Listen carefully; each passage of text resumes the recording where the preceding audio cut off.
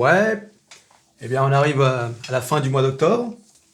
Un mois d'octobre qui termine dans le vert pour les 4 indices qu'on va voir, donc le CAC 40, le SP500, le Dow Jones et bien sûr le Nasdaq.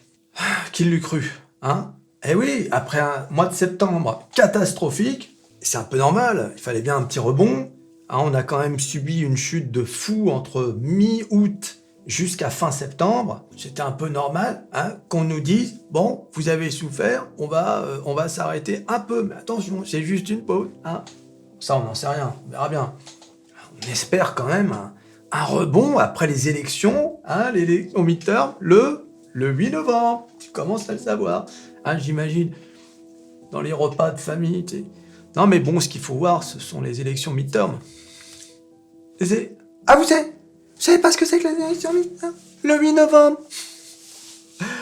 Ah, mais oui, mais s'ils sont pas abonnés à Métamorphose 47, forcément, comment tu veux qu'ils sachent? Alors, on va voir un peu, on va passer au graphique. On va pas perdre de temps, pas de blabla, pas de machin. Un graphique, ça vaut mieux que n'importe quoi. Voilà. Donc, un graphique, en vaut mieux que 3. Alors, on commence avec le CAC 40. C'est normal, on est un peu chauvin, on est français. Forcément, on commence avec ce qui est bien de chez nous. Le CAC 40, c'est vrai. C'est vrai, quand tu regardes là, on imagine comme ça les Alpes. C'est les Alpes. Mais bon, c'est quand même des pistes noires, là, depuis le début de l'année. Alors, qu'est-ce qu'on voit? On voit quoi? Je ne sais pas, qu'est-ce que j'en sais? Là, on revient à la première flèche jaune. Qu'est-ce que c'est? On revient au 1er janvier, donc 3 janvier, reprise du marché pour l'année 2022. Bon, on sait que ça chute. Puis, voilà, donc on a quand même, on a un rebond qui s'arrête au 16 août. Voilà, donc on trace une petite diagonale pour voir un peu si on suit la tendance, si c'est un trend baissier. Et puis on va voir jusqu'où ça va, ce trend baissier. Parce que qu'est-ce qui va se passer là? Là, on le voit, le CAC 40 a repris jusqu'à quand même 6231. Bon, on a rangé entre 5700 et 6600. D'accord? Voilà, on est là, 6600, on redescend, 5700, 800, 6600. Là, on est allé jusqu'à 6400. Et puis là, bing! Donc, la question, c'est qu'est-ce qui va se passer à l'approche de cette ligne de trend? Prendre mon stylo, on va essayer de dessiner sur le graphique. Alors, est-ce qu'on va venir percuter et ensuite descendre à nouveau de plus belle? De plus belle. Oh mon Dieu! Non! Mince, t'as vu mon dessin là? Il vient jusqu'à janvier 2023. Ouh! Donc là, c'est pas bon. Ou bien, peut-être qu'on va venir... Eh oui! Et pourquoi pas? Et pourquoi pas? Voilà. Tout est possible à la bourse. Et rien n'est prévisible. Rien. Oui. Si certains vous disent « Ah non, ça va baisser, c'est sûr », il y a des gens comme ça qui sont catégoriques. Non, l'année 2023, ça va baisser. Le CAC 40, il sera à 3000. Et peut-être que le mec aura raison. Et tu vas voir que si ça va à 3000, il va venir... Alors, je vous l'avais dit, I told you so, comme ils disent en anglais. S'il se trompe, il dira « Oui, mais bon... Normal. Bon, le mieux, c'est de ne rien dire. Non, c'est très difficile de prévoir quoi que ce soit à la bourse. Tu peux avoir un sentiment à un instant T, et ensuite, advienne que pourra. Là, en l'occurrence, on ne sait pas. Moi, comme je vous l'ai toujours dit, tant qu'il n'y a pas un renversement de tendance fondamentale, c'est-à-dire l'inflation qui baisse, la guerre en Ukraine qui commence à donner des signes de faiblesse, c'est-à-dire, là on l'a vu, Poutine a dit non, il n'y a pas besoin de bombes nucléaires. C'est important ce propos, il n'y a pas besoin de bombes nucléaires. Qu'est-ce que ça veut dire? Est-ce qu'on est en train d'assister à une désescalade? Parce que jusqu'à maintenant c'était ça, on était dans l'escalade. Est-ce que là, alors les Américains tout de suite ont répondu oui, on ne croit pas en ce qu'il dit. c'est vrai que depuis qu'ils ont prévu quand même l'invasion de l'Ukraine et que personne ne les a crus, hein, personne ne les croyait. Hein. C'était Pierre et le loup. Vous savez, Pierre et le loup, vous connaissez cette histoire. Hein, Pierre qui dit « Ah, le loup, le loup !» hein, tout le monde y va. Ah, il n'y avait pas de loup, c'était une blague. Et il refait « Le loup, le loup !» Toujours pas de loup. Hein, bon, je veux pas te faire l'histoire de Pierre et le loup. Tu veux pas non plus que je te raconte l'histoire des 3 petits cochons aussi pendant qu'on y est. Hein, c'est une chaîne sur la bourse. L'autre, il est là, il commençait à mettre son oreiller. Alors, concentrez-vous, les gars. Je sens vraiment des parenthèses qui parlent dans tous les sens. C'est pas possible, cette chaîne. Bientôt, on va finir par... Sur 1 heure de vidéo, on va parler... 1 heure. 15 minutes. Donc, plus personne ne les croyait, hein, à cause de ce qui s'est passé en Irak, notamment, avec l'anthrax, tu sais, le gros mensonge des Américains. Et là, ils nous disent, oui, la Russie s'apprête à envahir l'Ukraine. Et nous, on est là. Et n'importe quoi qu'on était là, tu sais, on n'y croyait pas. Hein. Ah, moi, j'y ai pas cru une seconde. Je suis honnête, hein, j'y ai pas cru une seconde. Je pensais que c'était un coup de bluff comme d'hab. Bon, bah, on a vu le résultat, 24 février, bing. Hein, regarde, c'est là, hein, 24 février, tu vois, j'ai mis une flèche jaune. War Ukraine que j'ai mis comme ça, tu sais, en anglais pour faire genre un peu, tu sais, comme ça. Et là, 5700. On est passé hein, de 7000 points à 5700. À moins 1300 points. Et oui, c'est ça une guerre. Hein. Ouais, ça rigole pas, surtout que c'est... Entendons bien, c'est parce que c'est une guerre en Europe. La même guerre, en même 5 fois pire, avec 10 fois plus de morts, mais dans je ne sais quel coin sombre de la planète. Hein. Alors, le coin sombre, c'est tout ce qui n'est pas occidental. Hein. Tout ce qui n'est pas occidental, c'est plus ou moins sombre. Bon, bah là, hein, allez, on serait passé de 7000 à 6008 pendant 2 semaines, hein, histoire de montrer un peu notre solidarité. Hein. We are concerned about what's going on in this part of this world. And we're... Alors, donc, dire, d'accord, mais des 2 courbes, qu'est-ce qui va se passer? Je vous l'ai dit, j'en ai aucune idée. Hein, d'accord? Je sais pas ce qui va se passer. Qu'est-ce que tu crois qui va se passer? Non, on peut imaginer un rebond. On va voir combien ont pris les valeurs. Il faut quand même le voir. Le CAC 40 a pris cette semaine 3,24%. Cette semaine, les 5 derniers jours de trading. En un mois, le CAC 40 a pris 8,8% en un mois. Et depuis le début de l'année, le CAC 40 n'est qu'à moins 13%. Donc, on est passé de 7000 à, là on est à 6200 et quelques. Qu'est-ce que c'est d'être dans un bear market? On considère qu'une valeur est dans un bear market lorsqu'elle passe les moins 20%. Si on est dans un rebond et qu'on redescend à moins 20%, on est toujours dans un bear market, même si là on est à moins 13. Si je repasse sur le graphique, si on redescend là par exemple, déjà je vais effacer la courbe optimiste, parce qu'on va quand même pas se faire plaisir. Donc si on redescend là, bon bah on sera à nouveau en dessous de 20%. Donc, tu l'as compris, les élections midterms, c'est la prochaine date importante qu'il va falloir suivre très attentivement. Donc là, on passe au Nasdaq. Hein, je vous l'avais dit, sur le Nasdaq, si vous avez vu ma vidéo sur Meta, je vous ai dit que le Nasdaq s'est pas effondré parce que il y a le sauveur, le héros, le super-héros, si j'ose dire, Apple. Regardez Apple. Apple qui a gagné en une semaine 5,7% et depuis un mois 12%. Apple, c'est l'une des entreprises du Nasdaq qui a vraiment maintenu son cours de bourse à flot durant toute cette crise 2022. Regardez la courbe d'Apple. Là, on est au plus haut, donc on est en début d'année, on est à 183 $.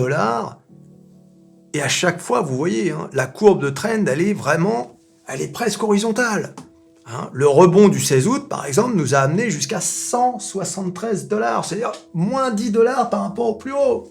Tu as vu? Tu as du Apple. Bon, évidemment, après, les annonces d'inflation qui continuaient, la Fed qui a dit « Nous allons continuer d'augmenter les taux d'intérêt jusqu'à ce que l'inflation revienne à 2%. »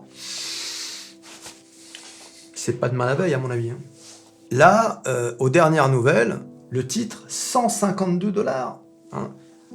Vous allez me dire, 152 $, on est loin du 183 de début d'année. Mais regardez les chiffres. Apple qui a pris en une semaine 5,7%, en un mois 12,7%, et qui n'a perdu depuis le début de l'année. Vous allez me dire, c'est pas mal. 14,4%. Vous allez me dire, ouais, mais bon, c'est quand même pas rien. C'est rien. Rien par rapport, regardez les autres entreprises du Nasdaq qui ont perdu une fortune, regardez. Un mastodonte, un autre mastodonte, Microsoft. Microsoft a perdu depuis le début de l'année près de 30%. Google, 33% Google. Je ne parle même pas de Meta, depuis le début de l'année, moins 70%. Intel, moins 45%. Nvidia, moins 54%. Amazon, moins 39%. Vous voyez, donc quand on revient au titre d'Apple et qu'on voit, on voit du moins 14, même pas 15%, on se dit, mais c'est... Voilà. Et je vous dis, si le Nasdaq s'est pas complètement écroulé, n'a complètement pas capitulé, c'est grâce à Apple, qui est notre phare à tous. Valorisation 2,3 trillions de dollars, c'est un mastodonte. Et on prie chez ces gens-là, on ne cause pas, monsieur. On ne cause pas. On compte. Oh, tu connais cette chanson, j'espère. Tu connais pas? Tape dans Google. Alors voilà, donc, qu'est-ce que je disais? Je ne sais même plus ce que je disais. Mais le pire, c'est que dans ces entreprises, les résultats sont pas catastrophiques. Mais c'est juste la combinaison de deux choses. D'un côté, des résultats qui sont moins bons que ceux de l'année d'avant, et ce qu'on appelle les guidance. Qu'est-ce que c'est les guidance? C'est ce que l'entreprise prévoit. L'entreprise dit, bon, on vous prévient tout de suite, les résultats, les ventes qu'on prévoit de faire vont être moins bonnes que prévu, moins bonnes que l'année dernière. Quand les entreprises annoncent ça, tu peux être sûr que le marché va mal réagir. Mais ils préfèrent le dire maintenant pour pas que le marché, une fois que ça sort, ça fasse comme Meta, qui a perdu 70%. Vous voyez, il est préférable de le dire maintenant. Généralement, qu'est-ce que fait le marché? Il baisse et il remonte. Tu vois, il vaut mieux remonter sur une baisse de 10% sur le coup et remonter après, tu vois, ça peut baisser mais ça peut remonter. Alors que si tu annonces ça au moment justement des résultats en question, là tu peux vraiment faire la chute du Niagara. Prenons Microsoft, c'est quand même une belle boîte Microsoft. Moi je veux dire, c'est l'une de mes boîtes préférées Microsoft. On a beau dire sur Microsoft, mais c'est bien géré, ils ont un secteur du cloud qui est quand même assez sérieux. Alors Microsoft, c'est quoi le truc? Ils ont eu des bons résultats, mais ils ont dit que leur division cloud commençait à baisser. Ça baisse même chez Amazon, qui est le leader mondial. Amazon, faut le savoir, avec leur division AWS, ce sont par exemple les serveurs qui hébergent Netflix. Je sais pas si vous imaginez. Mais bon, encore une fois, moi je ne me fais pas de soucis. Je pense que Amazon, Microsoft, etc., c'est conjoncturel. C'est pas structurel. Ces entreprises sont bien gérées, elles prennent de bonnes décisions stratégiques. Pour moi, elles ont ma confiance. Et je mettrai toujours quelques billes sur des entreprises comme Microsoft. Et puis tu sais, moi, une de mes décisions qui m'incite à investir sur telle ou telle société, c'est ma propre personne. Qu'est-ce que j'utilise à longueur de journée? Microsoft. J'ai un portable, la Surface Pro. Tu vois ce que je veux dire? J'utilise leur service de cloud. J'utilise Microsoft Office. Apple, j'utilise un iPad Pro, un iPhone, une montre, Apple Watch, Android, j'ai un Galaxy Note, etc. Toutes ces choses que tu utilises à longueur de journée. YouTube, Gmail, tiens d'ailleurs, en parlant de YouTube, YouTube perd de l'argent. Enfin, perd de l'argent, c'est-à-dire par rapport, encore une fois, aux résultats de l'année dernière. Pourquoi? Tout simplement à cause des sociétés qui vont mal, à cause de l'inflation. Quand l'économie ralentit, les entreprises ont tendance à moins investir dans la publicité. Attends, le budget publicitaire pour l'entreprise, c'est énorme. C'est énorme. C'est d'ailleurs la raison pour laquelle Meta s'est écroulé. Je vais pas parler de Meta, j'ai déjà une vidéo complète sur Meta, celle qui précède celle-ci d'ailleurs. Voilà, donc allez voir Meta, la vidéo. Mais pour Google, qui mise aussi sur la publicité, notamment YouTube, hein, d'ailleurs c'est quasiment la source de revenus, je sais pas combien de pourcents, mais de YouTube. Après ils ont une autre source de revenus, ils ont par exemple les abonnements premium, hein, qui sont importants aussi, mais la source principale c'est la publicité.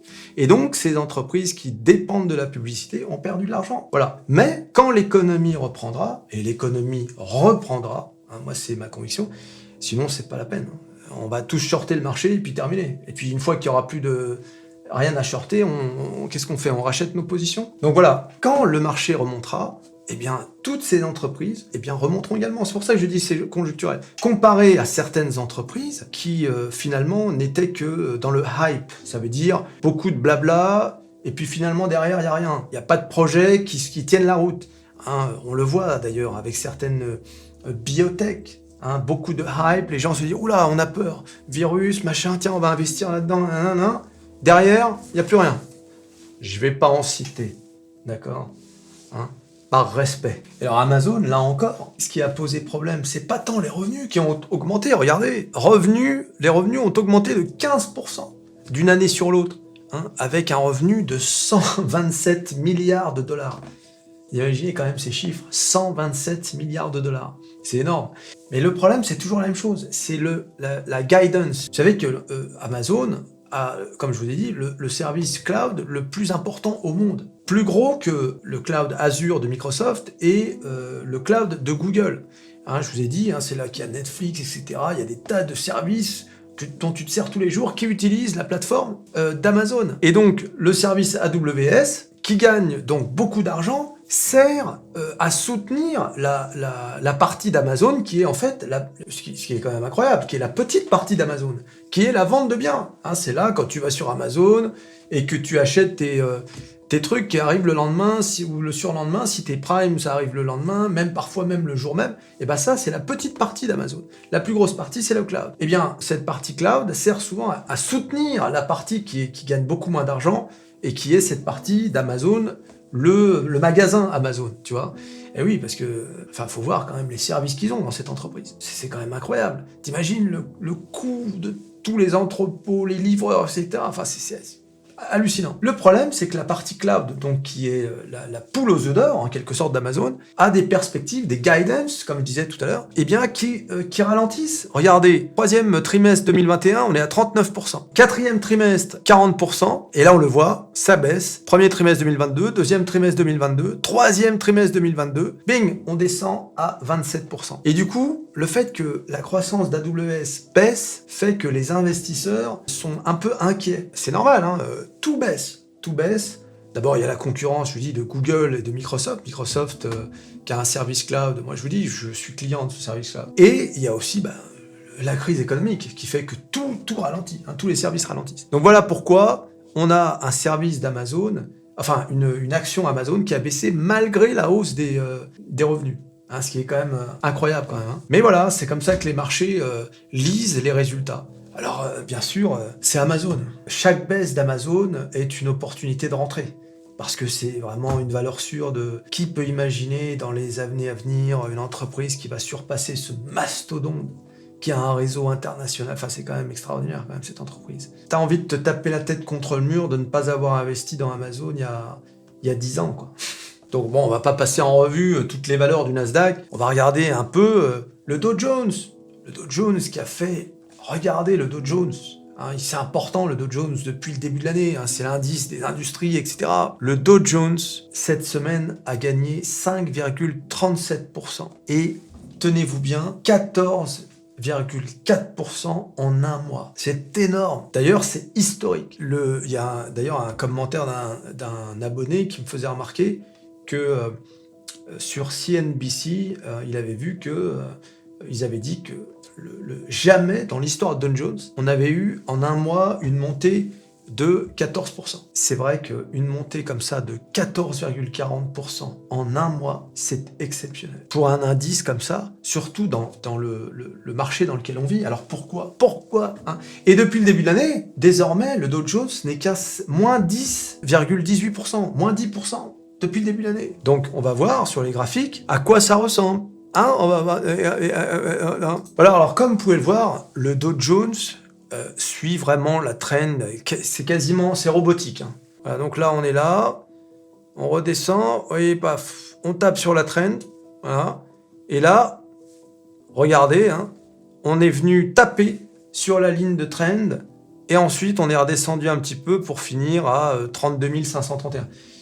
Alors, pour ceux qui ne connaissent pas trop les courbes, les graphiques de bourse, etc., vous devez vous demander, mais alors comment ça se fait que ça tape sur le... Je croyais que c'était aléatoire, la bourse. Normalement, ça devrait monter jusque-là, descend. Justement, c'est comme les résistances et les supports. Comme tout le monde fait référence à ces lignes, y compris les algorithmes, eh bien du coup, il se passe toujours quelque chose à ces moments-là. Vous voyez ? Des gens vont se dire « Oula, ça touche un support, je vends ou j'achète ?» D'accord ? Enfin, je vends, j'achète plutôt, parce que si ça rebondit... Tout le monde s'attend à ce qu'il se passe quelque chose à ces endroits. C'est pour ça qu'à ces endroits-là, c'est un peu l'œuf et la poule, si vous voulez. C'est quasiment systématique. Et le pire, c'est vraiment les supports et les résistances. Ça, je dirais, ça marche presque à tous les coups. C'est vraiment les supports et les résistances, il faut l'avouer, moi j'utilise très peu d'indicateurs, à part cela. Bien sûr, les volumes, hein, ça va de soi, et le moving average. Et encore, mais les supports, résistances, les lignes de trend, ouais, c'est le truc, c'est inévitable. T'es obligé d'utiliser ça, sinon tu peux même pas trader sans ces indicateurs. D'accord ? Donc, le Dow Jones, hein, on le voit, hein, qui a fait une belle remontée, hein, regardez-moi ça, hein, tout le mois d'octobre, là, oh là là, comme c'est beau. En Akenashi, c'est vrai que c'est beau. Surtout quand tu vois ce qui s'est passé depuis le 16 août, hein, le fameux 16 août et le rebond. Donc là encore, hein, l'inconnu. Vu qu'on a... C'est comme avec le CAC 40, hein, regardez le CAC 40, donc c'est pareil, alors on n'a pas complètement touché la ligne de trend, mais on se pose la question de savoir ce qui va se passer. Et comme je vous ai dit, c'est le fameux novembre-décembre, après les élections midterms, qu'est-ce qui va se passer en novembre-décembre ?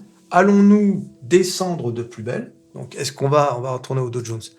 Allons-nous taper sur cette ligne de trend et redescendre, hein, on va le faire avec un petit dessin. Est-ce qu'on va redescendre de plus belle, avec un plus bas plus bas ?